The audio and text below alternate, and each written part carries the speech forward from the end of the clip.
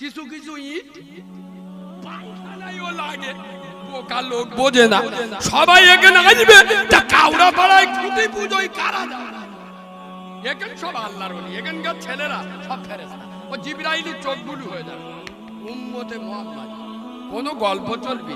হ্যাঁ, এদিকে চুল কেটেছে কাউরাদের মতো, প্যান্ট পরেছে খ্রিস্টানদের মতো, জামা পরেছে নাফরমানের মতো, চুল কেটেছে হনুমানের মতো।